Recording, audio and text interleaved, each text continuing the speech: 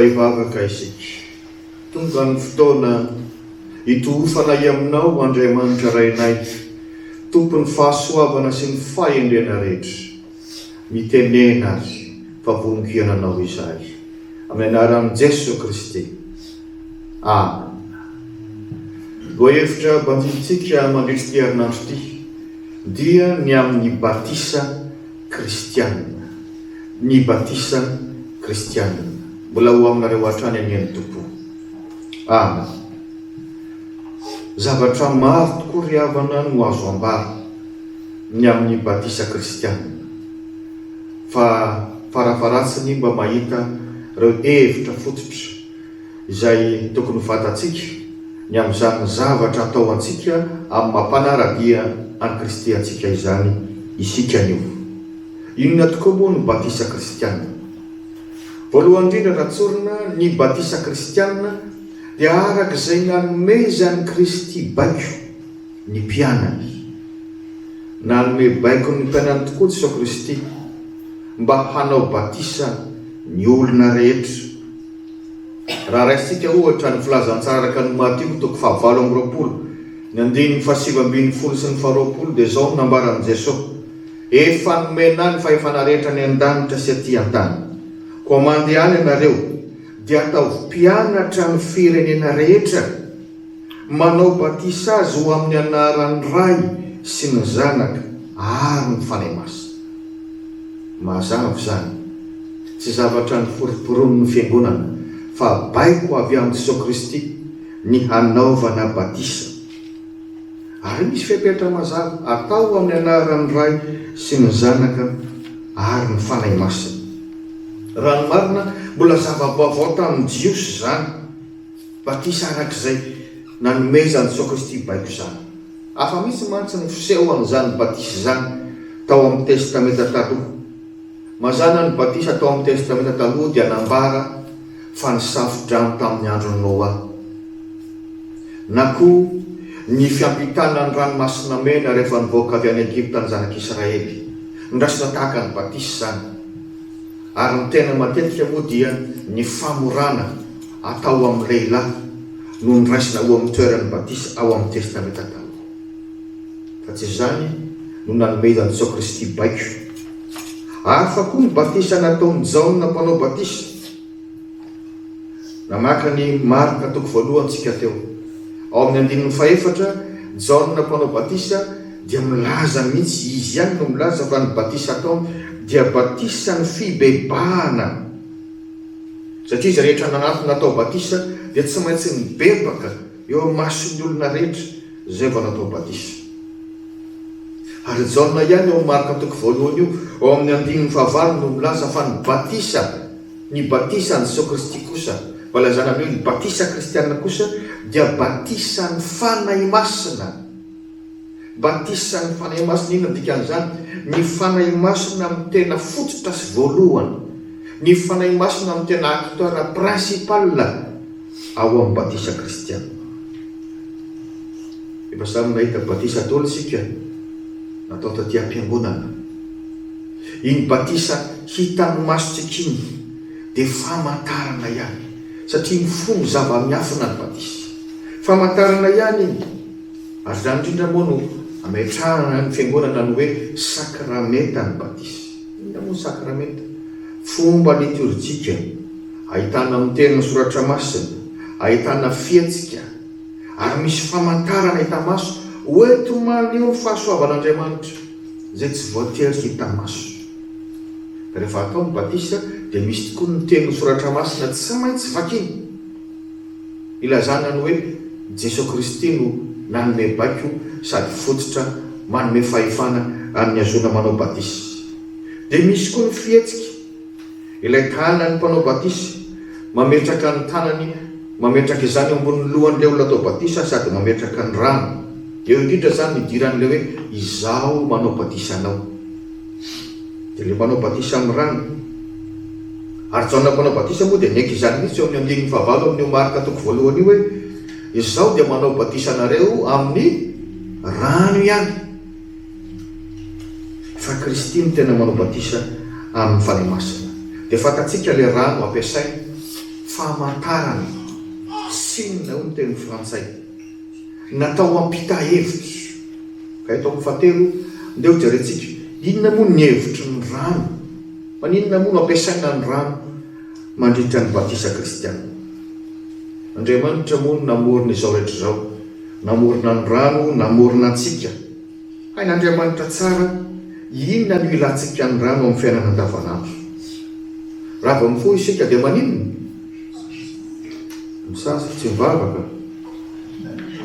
miankina amin'ny tsiraray fanimbonany rehetra dia misasy marina zany raha mbola olombelona madio ianao maninona zany ny rano manadio ny rano tsy mila resana lahatra amin'izany intsony isika fa manadio ny rano inona tian'izany ampitaina mila diovontsika manomboka eo amin'ny batisa fa na dia ataonao hoe izanakao mbola mena vavy io aza dia hitenanao hoe inona ny fahotana vitany io efa samy nitorotorona tamin'ny lota isika ny tenin'Andriamanitra samy efa nanota isika rehetra zao na amin'ny fijery na amin'ny fisaina voakelitsika dia tia teny mamono zandry ny oay ihany fahotana daholo zany zany mihevitry ny ampitain'le rano ary maninona koa tsika raha tsy misotro rano misy ataoko hoe 3 andro fotsiny tsy misotro rano maninona tsika maty isika maninona zany ny rano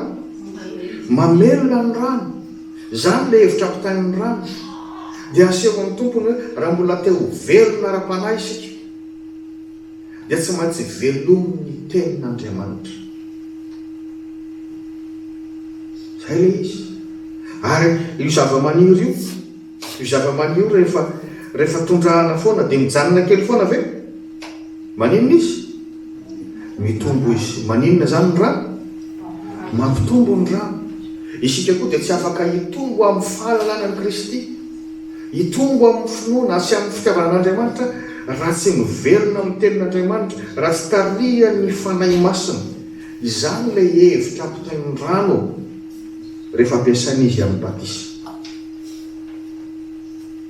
tsy le rano anefa ny tena zava-dehibe fa le hevitra ampitaina jerentsika amin'ny fahefatra ny fanahy masina no manao ireo troisième reo iny am'le troisième teo manadio mamelona mampitombo ny fanahy masina zay le nambara teo ny fanahy masina tena acteur principal ny loha hevitra bandintsika moa mandritra ny volanty dia ny hoe manavao ny fanahy masina ny fanahy masina amin'ny tena acteur principal ka izany olazany hoe tsy le rano no tena manao le troisième tsy ny vatana ivelany mantsy no dioviny raha ny tsokoko tokoa no esorina raha ny atsembona tokoa no esorina dia tsy mety ratsy rano be mazava ve tsy mety ratsy rano be fa tsy ny tsokoko tsy ny atsembona le diovina fa inona ny ota raiza ny ota no mitoetra ao anaty fa tsy ety ivelany ao amin'ny fo ao amin'ny saina ao amin'ny fanahintsika dia rano ve no manadio ny fotsika raha ny dokotera ary no mibitsibitsika moramora miavana hoe misy rano kely ny fo tsarasaratsy zany tsy vitan'ny rano no manadio ny fo sy ny saina ary ny fanahy fa izany manao an'izany ny fanahy masina fa le rano atao batisa dia mampatsiahy fotsiny hoe manadio anao Andriamanitra misy opération ataon'Andriamanitra amin'ny alalan'ny fanahy masina noho izany mety avokoa na rano be na rano kely satria le rano ampiasaina dia natao ampatsiahy le hevitry ny fanadiovana fotsiny le hevitry ny famelomana fotsiny le hevitry ny fampitomboana fotsiny fa tsy le rano ataontsika eo amin'ny batisa io no tena manao le opération fa izy ny fanahy masina io le manavao ka tsy niabetsaka ny rano mihitsy ny zava-dehibe fa nao rano be o na rano kely mety avokoa zay no mahafamantarana le rano tahaka ny hoe raha mahita ato sao misy pharmacien sorana ny tompo inona ny fomba hamantarantsika hoe misy pharmacie misy fivarotana fanafody misy inona misy la croix dia misy inona dia misy serpent fahatsika fa atao amin'ny soratra masina ny Androany io. Inona ny hevitra ampitain'ilay lakroa misy bibilava? Misy fivarotana fanafody mahasitra anato. Ao na misy dokotera mahasitra anato. Fa tsy ilay lakroa na ilay bibilava no tena mahasitra anao fa inona? Ilay fanafody. Le hevitra ampitainy ny zava-dehibe. Ka na ongeza be ilay lakroa, na ho kely ny hevitra ampitainy mitovy ihany. Izay koa ny rano amin'ny batisa. Natao ampita hevitra fotsiny rano amin'ny batisa fa tsy maintsy rano be na tsy maintsy rano kely fa mety avokoa izany. Ny zava-dehibe dia le troisième, inona moa le troisième teo? Manadio, mamerina, mampitombo. Iza manao izay opération zay? Fanahy masina. Andriamanitra amin'ny alalan'ny fanahy masina. Ka aoka ho tsarotsika sy ho saintsaintsika izany. Andriamanitsika arotsorotsiny olona hoe tsy mbola batisa ny natao anao iny. Eo fa natao tamin'ny anaran'ny ray zanaka fanahy masina araka ny baikon'i Kristy. Natao ho tena mariky ny fanoloran-tena. Izay tokoa jerentsika eo amin'ny fahadimy. Fidirana ao amin'ny fanjakan'Andriamanitra ny batisa kristiana. Fidirana ao amin'ny fanjakan'Andriamanitra. Hitantsika amin'ny filazantsara araka ny Jaona toko 7 nisy faritra eo anankiray izy ny anarany nanatona Jesosy mangingina izy. Nikodemos. Raha ny fariseo rehetra dia be ampoko tsy mila manatona aloha Jesosy Kristy mihitsy. Fa mahatsapy ity Nikodemos ity hoe tena ohatrany mbola tsy feno any. Ohatrany tsy mbola mahita zany fanjakan'Andriamanitra zany. Vao nanatona Jesosy na tsy natany akora dia mahafantatry Jesosy hoe zany mampangetaita azy. Ka nilaza amin'ny Jesosy direkta hoe raha tsy ateraka indray ny olona dia tsy mahazo mahita ny fanjakan'Andriamanitra. Dia tsy azo amin'ilay izy. Ahoana ho zafa be volombaga be ky hoe dia averina ny kibon'ny neny indray. Izay zany le ala nofo ihany. Tsika rehetra hoe fa samy teraka ara nofo daholo. Fa inona navalin'i Jesosy? Tsy maintsy ateraky ny rano sy ny fanahy. Mampatsiahantsika ny zany hoe rano sy ny fanahy zany. Ny batisa. Zao le tena acteur, le rano mahatonga mampatsiahy fa le tena manao opération ny fanahy masina. Zany hoe tsy maintsy atao batisa ianao zany. Averina tahaka ny ateraka indray ianao. Ka tsy ho arina nofo fotsiny araka le fisainanao teo fa mba tena ho ara-panahy. Miditra amin'ny tontolo ara-panahy. Mazava ny toromarika nomeny Jesosy ao Matteo 7:20 teo. Raha te hanolo tena, raha te ho mpiarana isika dia tsy maintsy inona ny voalohany? Atao batisa. Dia mianatra sy mitandrina amin'ny tenin'Andriamanitra. Batisa, mianatra sy mitandrina amin'ny tenin'Andriamanitra. Raha izany no izy. Nahoana moa no mbola iandro hoe be taona vao atao batisa? Rehefa vonona iantoka ny ray aman-dreny ny zaza. Fa raha vao afaka mianatra izy dia ampidiriny mpianatra sekoly alady. Hatrany amin'ny fahatan'ny rano mavita rehetra. Rehefa tonga any amin'ny fahatan'ny rano ray izy, havaozy ny fanoloran-tenany hiditra katekomenina ho tonga mpandray ny fanasan'ny tompo. Nahoana ny andro efa lehibe izy fa tao an'izany? Dia ny mbola zaza dia sary hanatona an'Andriamanitra ny zanakao. Jesosy Kristy rehefa nanome baiko tsy nametra taona raha teo izy. Ary hitantsika tamin'ny batisan'i Jesosy Kristy fa ny batisa kristiana dia fandraisana ny fanahy masina. Inona ny zava-niseho rehefa natao batisa Jesosy? Manamarika an'izany? Nisy inona? Nisy voromalala ny ranomarina hita maso hoe zany fanahy masina zany sa tsy hita? Fa izay indrindra mba hanehoana ny hoe misy ny fanahy masina mety tsy hitany maso eky. Dia ny voromalala aloha ny ramona. Izay raha malala fa ny voromalala dia atao hoe imazony zany fanahy masina zany. Ny voromalala dia ilay malefaka. Ilay te ho namana tsy mahery. Mandray ny fanahy masina tsika rehefa atao batisa. Ny fanahy masina dia mikadalana ny mino izay tena farihan'ny fanan'Andriamanitra no zanak'Andriamanitra Romanina 9:9. Ny fanahy masina no mpampahery atsika dia ny soratra masina no miaro atsika ho anila. Dia hoe ianao hoe tsy mila zany ve tsika ao anatin'ny fahazazana sy ny fahatan'ny rano? Any dia efa mangety Satana raha vao tsy manana ny fanahy masina mpiaro isika. Ka rehefa vonona iantoka ny ray aman-dreny, manavao ny fanoloran-tenany, ny fiainan'ny ankohonany, ny tsara indrindra dia ny mbola zaza dia atao batisa satria le batisa dia averiko ihany fidirana ny fanjakan'Andriamanitra. Raha misy zao fikambanana anankiray na koro anankiray ohatra hoe hiditra ao amin'ny anao mariny sy anao ohatra any Amerika, sarom-piaro-be ny ao hoe ianao olona sarom-bavy be dia ianao miditra moramora dia ianao rehefa no animba ny imaziny hoe ohatran'izao natao mariny dia ino natao? Misy test maromaro izay tena mafimafy ampanaovina anao, sa tsy zany? Mety asaina mandady anao, asaina manakoso ianao, asaina milomano anao, asaina mianika azy anao dia mitsapikina sy ny sisa rehetra, misy maratra, misy maty azy, fa misy kosa ny afaka. Dia rehefa afaka zay test zay anao dia ahoana ny filazany azy? Vita batisa ianao izy, vita baptême de l'air, dia maninona amin'izay avy eo? Mahazo miditra ao amin'ilay koro.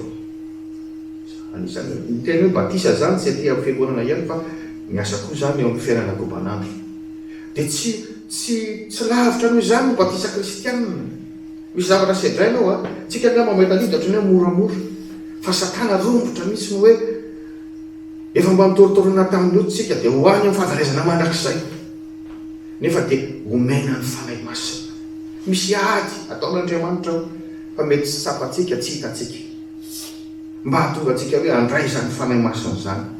Ka rehefa vita ilay batisa dia miditra ao amin'ny fanjakan'Andriamanitra tsika. Indrisy moa fa misy ray aman-dreny everiny hoe ohatran'ny CEP ngamba ny batisa, mba maika azo sertifika fotsiny, mba hanao fetifety dia vita ny batisa tsy hita intsony izy. Iza moa ny fitahany amin'izany? Tsy pasteur, tsy ny fiangonana, fa iza? Andriamanitra. Nefa misy fanekena izay nataony, milaza hoe ekena iny manao batisa ny zanakay, ary rehefa avy eo dia ampianatra azy evavaka, ampiditra azy ampianatra sekolanady, izany hoe hiditra ao amin'ny tontolon'Andriamanitra mihitsy izy, hiditra amin'ny tontolo ara-panahy izy. Ka raha fidirana ao amin'Andriamanitra, ao amin'ny fanjakan'Andriamanitra ny batisa, asa manaiky avoakan'ny olona tsondray ianao, zay vao hoe ampidirina, fa tsy azo vazivaziana Andriamanitra. Zay mantsy no zavatra torin'ny olona foana mazana, mbola mila atao batisa fandroany ianao, mila atao batisa fantelony ianao. Efa batisa natao amin'ny anaran'ny Ray sy ny Zanaka amin'ny fanahy masina, efa manolo teny ianao. Indray mandeha tsy miverina ny batisa fa blasphemy na fitenenana ny rasy ny anaran'Andriamanitra le Ray Zanaka fanahy masina anao anaovana anao, ny famerenana indray batisa fandroany na batisa fantelona.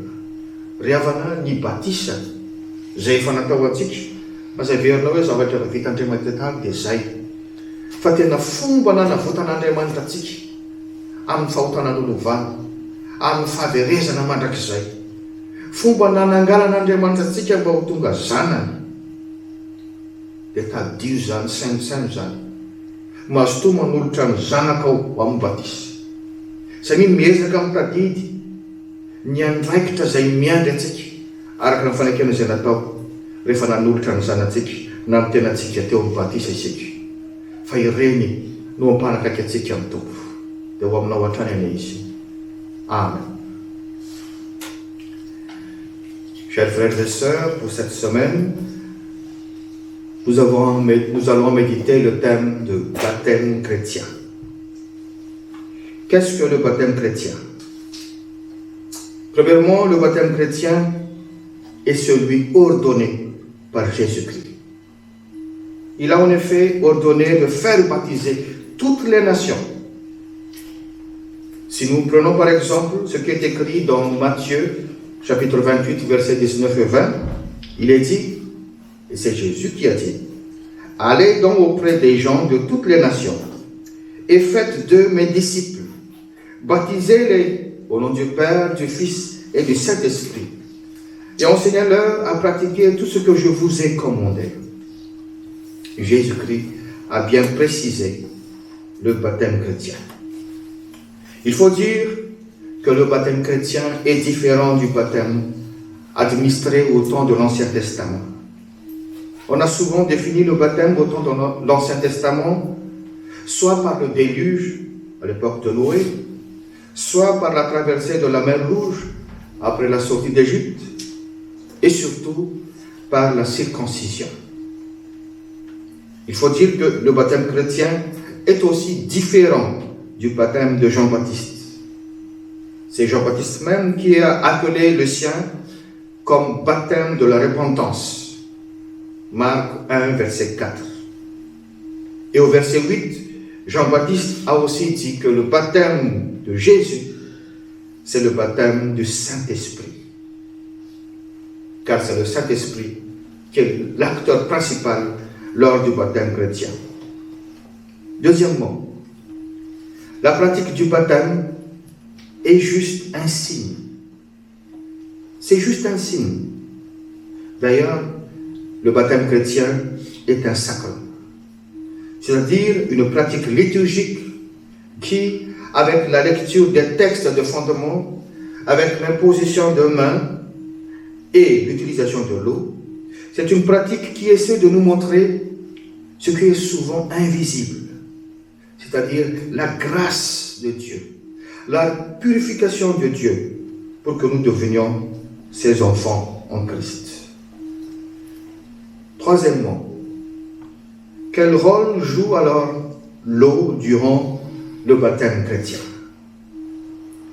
Dieu, en tant que créateur, sait bien quelles sont nos expériences sur les bienfaits de l'eau dans la vie de tous les jours. L'eau nous permet de nous débarrasser de toute saleté en nous lavant avec. Boire de l'eau nous aide à survivre. L'eau nous permet, entre autres, à grandir. Mais tous ces bienfaits de l'eau, c'est Dieu qui les opère en notre faveur à travers l'Esprit Saint depuis notre baptême. Quatrièmement, le Saint-Esprit, c'est l'acteur principal dans le baptême chrétien. C'est lui l'acteur principal. Car c'est lui qui nous purifie. Ce n'est point l'eau. Ce sont nos péchés qui nous souillent, qui nous éloignent de Dieu. Et nos péchés demeurent dans le cœur, dans notre esprit, dans notre âme. Alors l'eau ne pourrait jamais les purifier. C'est Dieu seul, à travers le Saint-Esprit, qui en est capable. L'eau est juste un signe pendant le baptême chrétien. Elle nous rappelle l'idée de purification, l'élément vital pour survivre, l'élément qui aide à grandir. Donc ce n'est pas la quantité de l'eau qui importe, mais les significations qu'elle véhicule. Alors, peu importe la quantité de l'eau utilisée, que ce soit des gouttes d'eau ou un grand lac, la signification véhiculée par l'eau reste la même. Peu importe la façon d'administrer le baptême, que ce soit par immersion, c'est-à-dire en plongeant le baptisé dans l'eau, soit par infusion, c'est-à-dire en versant l'eau sur la tête de l'enfant ou de l'adulte qui reçoit ce sacrement, c'est toujours le Saint-Esprit qui fait la purification. Cinquièmement et dernièrement, le baptême chrétien est une entrée dans le royaume de Dieu. Dans Jean chapitre 3, le Seigneur a clairement dit à Nicodème, le pharisien, « Oui, je te le déclare, c'est la vérité. Personne ne peut voir le royaume de Dieu s'il ne naît pas de nouveau. » Pas besoin de retourner dans le ventre de sa mère, mais naître d'eau et de l'Esprit, c'est-à-dire être baptisé au nom du Père, du Fils et du Saint-Esprit. Selon les recommandations de Jésus dans Matthieu 28, si quelqu'un veut le suivre, il faut qu'il se fasse baptiser d'abord, afin qu'il reçoive le don du Saint-Esprit, afin qu'il soit purifié, nourri et édifié en Christ. Il faut qu'il écoute et pratique la parole de Dieu. Alors pourquoi attendre l'âge adulte pour recevoir le Saint-Esprit? Pourtant le Saint-Esprit nous guide en tant qu'enfants de Dieu. Romains 8, 14. Le Saint-Esprit assure notre protection. Nous avons besoin du Saint-Esprit depuis notre enfance. Il faut nous dire que se faire baptiser, c'est entrer dans le royaume de Dieu. Alors pourquoi de le faire une deuxième ou une troisième fois, si ce n'est que pour souiller le nom de Dieu? Une fois qu'on vous a baptisé au nom du Père, du Fils et du Saint-Esprit, vous êtes baptisés. Alors, ne soyez pas une occasion de blasphème, déshonorant le nom du Seigneur. Chers frères et sœurs, il y a encore beaucoup à dire sur le baptême chrétien. Au moins, nous avons pu voir ou revoir ensemble l'essentiel. Alors, n'hésitez pas à vous faire baptiser, à faire baptiser vos enfants, car le baptême chrétien nous montre encore une fois combien Dieu nous a adoptés comme ses enfants en Christ. Chers baptisés, chers parents, revoyons nos engagements prononcés devant Dieu et son Église lors du baptême, car ils nous permettent de rester fidèles à notre Seigneur Jésus-Christ. À Dieu seul soit la gloire. Amen.